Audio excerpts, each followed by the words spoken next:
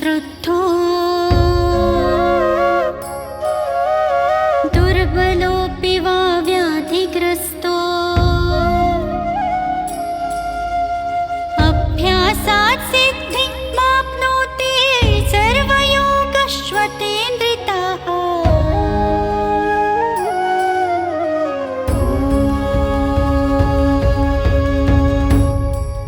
Hari Om. Our last video at Gangatma's Yoga Studio was all about foot and calf asanas. These asanas definitely help us in relieving tiredness and cramps around the foot region. In today's video, we are going to pace up and learn more energetic, more dynamic and muscle toning asanas. This process is gross effective and magical in the preparation for beginner and medium yogic samuhas. So let's have a look at few more yogic practices at Gangatma's Yoga Studio. Hari ओम तत्सत, हरि ओम तत्सत, हरि ओम तत्सत। किसी सरल आसन में बैठ जाइएगा। अपने रीढ़ की हड्डी को सीधा रखें, गर्दन सीधी, आंखें बंद, दोनों हाथों को अपने घुटनों पर रखते हुए या ज्ञान मुद्रा या चिन्ह मुद्रा का प्रयोग करेंगे। आप अपने भ्रूमध्य के सामने जलती हुई ज्योति को देखते हुए गहरी श्वास लेकर ओम मंत्र का उच्चारण करते हैं 3 बार। लीजिए गहरा श्वास।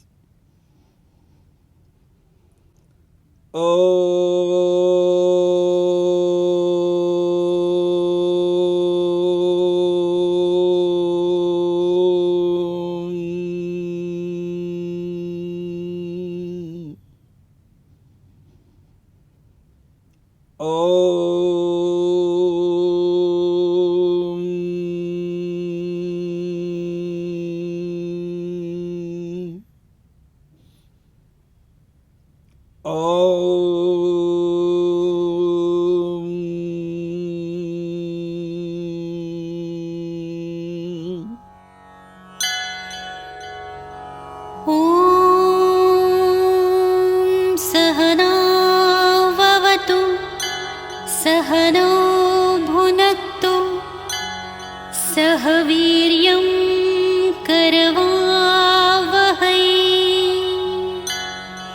तेजस्विनावधीतमस्तु मा विद्विषावहै। ॐ शान्ति शान्ति शान्तिः। हरि ओम तत्सत, हरि ओम तत्सत, हरि ओम तत्सत। गंगात्मा योग स्टूडियो में आप सभी का हार्दिक स्वागत। हम योग अभ्यास के तीसरे प्रकरण में चल रहे हैं। इसके पहले के दोनों प्रकरणों में हम लोग जो अभ्यास कर रहे हैं, यानी पवन मुक्तासन मालिका भाग 1 का अभ्यास,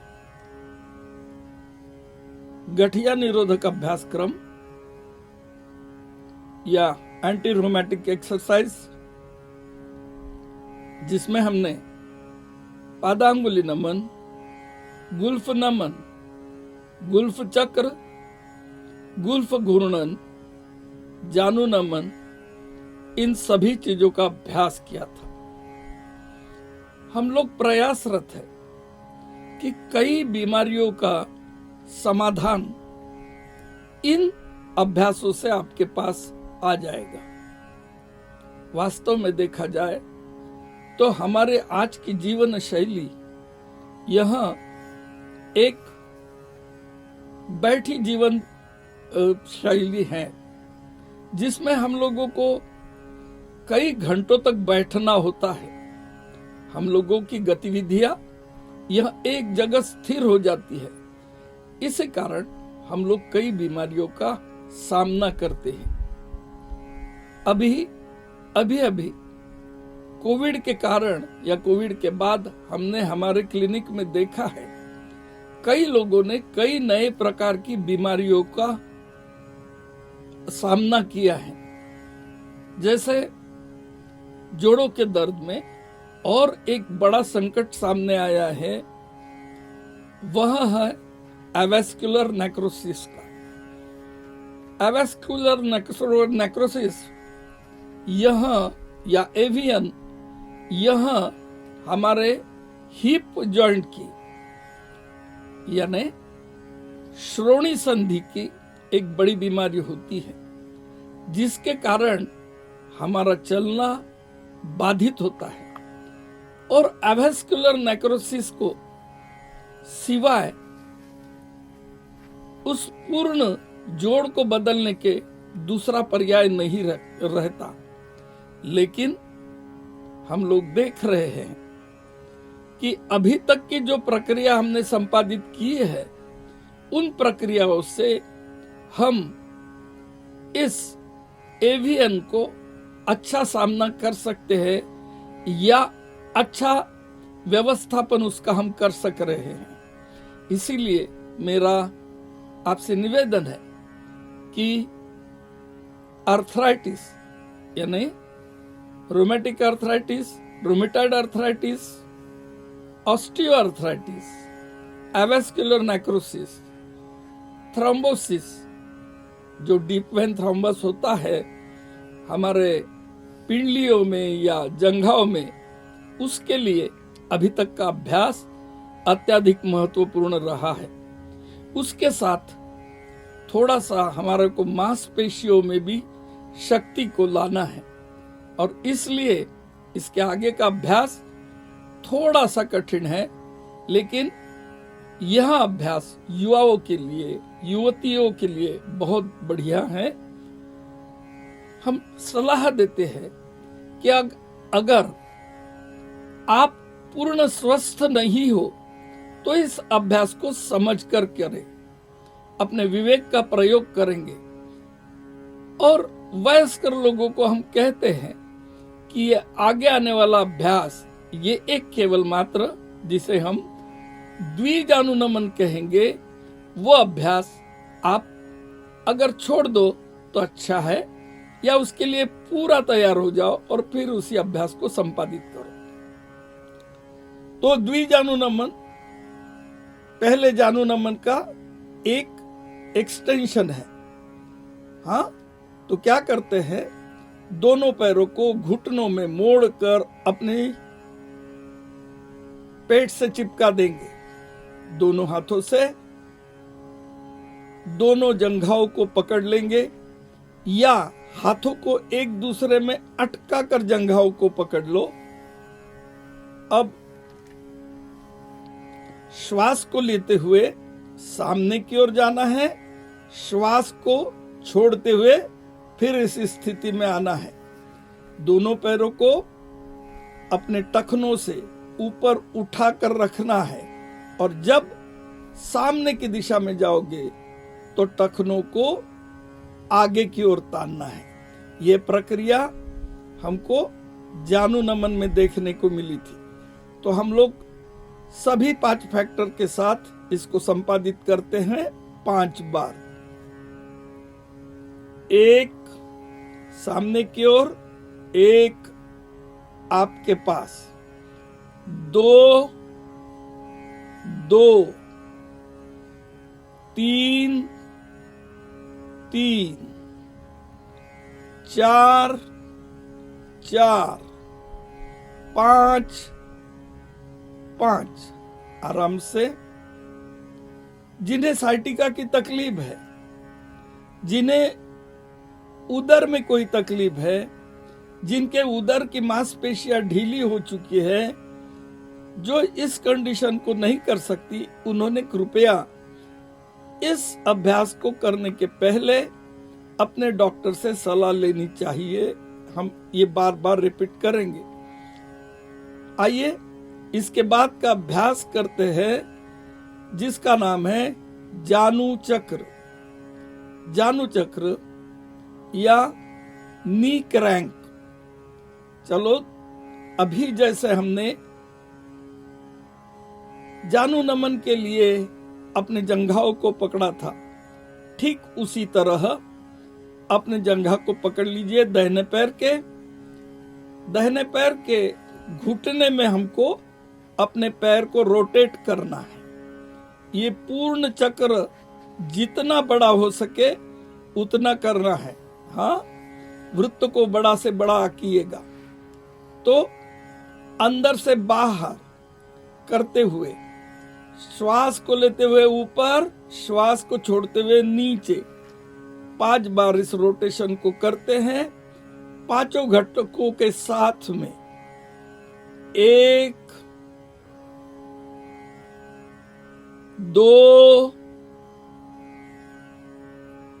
3 4 5। घुटने में एकदम सीधा होने के कारण पैर ऊपर जाता है, वो ख्याल कीजिएगा। अभी विपरीत दिशा में यही क्रिया। 1 2 3 4 5। यही क्रिया बाएं पैर से दोहराते हैं। अंदर से बाहर की ओर बाएं पैर को घुमाते हैं। अपनी स्थिति को ग्रहण करें। बाएं पैर को, जंघा को पकड़ लीजिए, दोनों हाथों को एक दूसरे में अटका कर, और श्वास लेते हुए ऊपर, श्वास छोड़ते हुए नीचे। 1 2 3 4 5। विपरीत दिशा में यही क्रिया। 1 2 3 4 5। आराम से, आपको आवश्यकता हो तो शवासन कीजिए या शरीर को शिथिल कीजिए। इसके बाद आगे का अभ्यास है अर्ध तितली। अर्ध तितली, हाफ बटरफ्लाई, यह कई लोग टीवी पर देखते हैं। ठीक उसी प्रकार से कार्य करना है हमें। बाएं पैर को सीधा रखे, दाहिने पैर को घुटनों में मोड़कर अपने दाहिने पैर के तलवे को बाएं पैर के जंघा में लगा दे। अपने पेट से दाहिने पैर का तलुआ लगे हुआ, और दाहिने हाथ को दाहिने घुटने पर रख दो। बाएं हाथ से दाहिने पैर के पंजे को पकड़ लो। अब 5 बार हम लोग सभी घटकों के साथ अभ्यास करेंगे और धीमी गति से करेंगे। 1 में घुटने को ऊपर लाना है, अपने शरीर से चिपकाना है। 2 में नीचे जाकर उसको थोड़ा हल्का प्रेस करना है। ऊपर आते हुए उसको उछलने दो, स्वयं की शक्ति से बाउंस होने दो, और नीचे जाते हुए उसको दबाओ धीमी गति से 5 बार। 1 1। श्वास ऊपर आते हुए लेना है, नीचे जाते हुए छोड़ना है। 2 2 3 3 4 4 5 5। अब इस प्रक्रिया को प्रकारांतर करते हैं। इसमें श्वास की गति सामान्य रहेगी और गतिविधि में गति आएगी। 30 बार इस प्रक्रिया को करते हैं। गति अत्यधिक रखने का प्रयास करेंगे, लेकिन आपको कोई इसमें क्षति न हो, कोई व्याधि न हो। हाँ, करते हैं। 1 2 3 4 5 6 7 8 9 10 11 12 13 14 15 16 17 18 19 20 21 22 23 24 25 26 27 28 29 30। आराम से। अभी इसी प्रक्रिया को बाएं पैर से दोहराते हैं। पहले धीमी गति के साथ श्वास को सिंक करके, श्वास को सिंक्रोनाइज करके करते हैं। कोऑर्डिनेशन आपका श्वास की गति के साथ बना रहेगा। और बाद में गति से करते हैं 5 बार। 1 श्वास लेते हुए, श्वास छोड़ते हुए नीचे 2, 1 2 1 2 7 8 9 10। अब गति से करते इसको 30 बार। 1 2 3 4 5 6 7 8 9 10 11 12 13 14 15 16 17 18 19 20 21 22 23 24 25 26 27 28 29 30। आराम से। इसके बाद का अभ्यास थक गए क्या? नहीं ना। चलो आगे बढ़ते हैं। इसका नाम है श्रोणी चक्र। मैंने अभी आपको एक बात बताई थी कि एवेस्कुलर नेक्रोसिस जैसी चीजों को रोकने के लिए हमको हमारे श्रोणी प्रदेश को एकदम सेहतमंद रखना है, पक्का रखना है। इसके लिए जैसे हमने दाहिने पैर से अर्ध तितली के लिए अभ्यास के लिए पैर रखा था, ठीक उसी तरीके से अब दाहिने पैर के घुटने को अंदर से बाहर की ओर घुमाते हैं। जितना बड़ा चक्र आप बना सकते हो बनाइएगा। इसको कहते हैं श्रोणी चक्र। हाँ, जितना अधिक आप इस पर काम करेंगे उतना लाभ ज्यादा होगा। श्रोणी चक्र का उपयोग हमको ध्यान आसनों की तैयारी के लिए भी महत्वपूर्ण है। तो आइए घुमाते हैं अंदर से बाहर 5 घटकों के साथ। ऊपर आते हुए श्वास लोगे, नीचे जाते हुए श्वास छोड़ोगे। 1 2 3 4 5। विपरीत दिशा में यही क्रिया। 1 2 3 4 5। आराम से पैर को बदल दो। बाएं पैर से यही प्रक्रिया करते हैं, अंदर से बाहर 5 घटकों के साथ। 1 2 3 4 5। अंदर की ओर, बाहर से 1 2 3 4 5। आगे का अभ्यास। अब आपको आदत तो हो गई है, चलो करते आगे का अभ्यास जिसका नाम है श्रोणी विस्तार। फिर दाहिने पैर की वही स्थिति, दाहिना हाथ घुटने पर, बायां हाथ पंजे पर, और दाहिने हाथ से दाहिने घुटने को पीछे की ओर खींचते हैं। बाहर जाते हुए श्वास लोगे, अंदर आते हुए श्वास छोड़ोगे।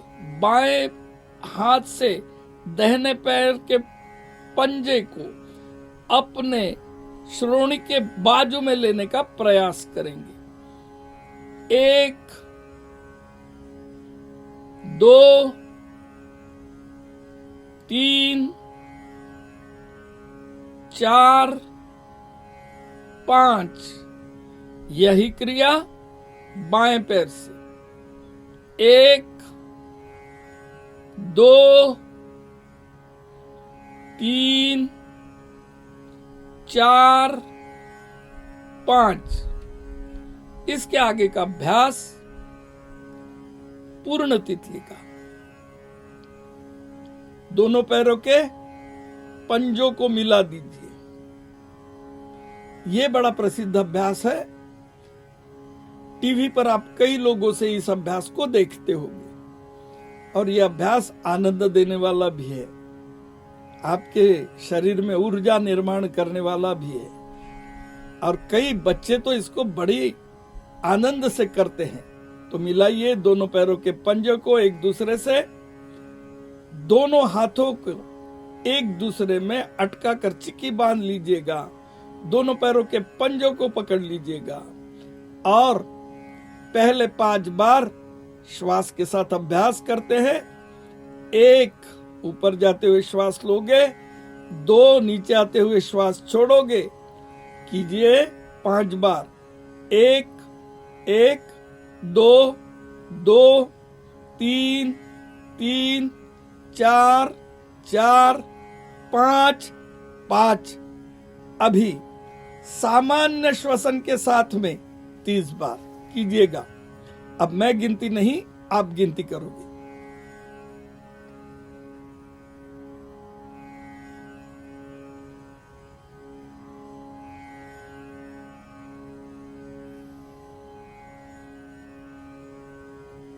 बढ़िया। अभी इसका एक प्रकारांतर भी आप देख लेंगे। अब दोनों हाथों को अपने दोनों घुटनों पर रखेंगे और इसको पहले 5 बार श्वास के साथ सम्मिलित करके कीजिएगा और 20 बार सामान्य श्वसन के साथ कीजिएगा। 1 2 3 4 5 और अब 20 बार या उससे अधिक बार भी आप कर सकते हो।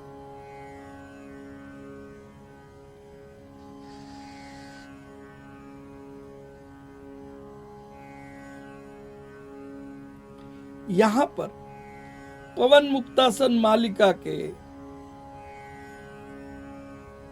पहले अभ्यासक्रम के गठिया निरोधक अभ्यासक्रम के पैरों के अभ्यास समाप्त होते हैं।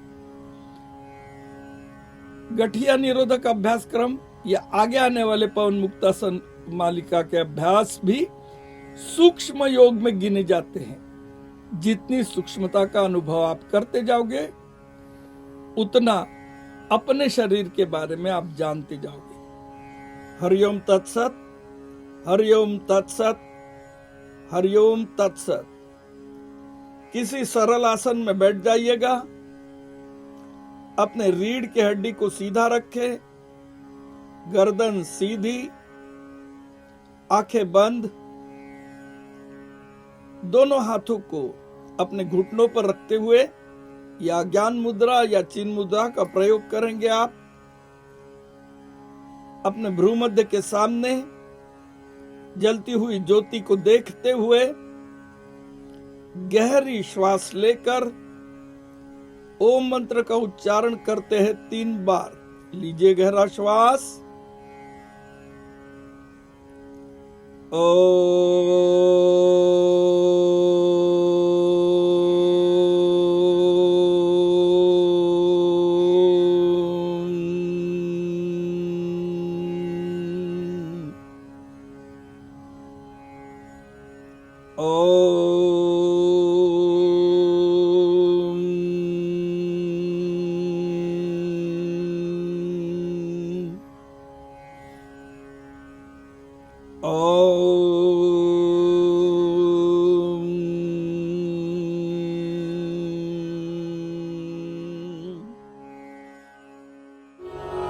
असतो मा सद्गमय तमसो मा ज्योतिर्गमय मृत्युर्मा अमृतं गमय सर्वेषां स्वस्तिर्भवतु सर्वेषां शान्तिर्भवतु सर्वेषां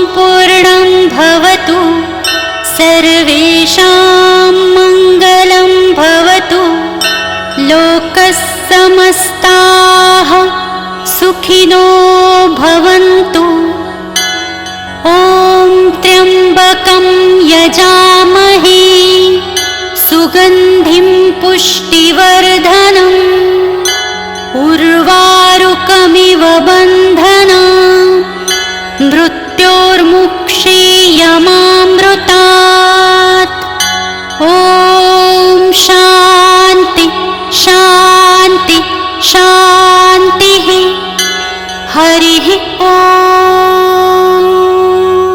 In this videos, abhyasas below waistline are performed that help us strengthening and developing quadricep muscles, ligaments and knee joints. This asanas rejuvenate the joints by reactivating our healing energies.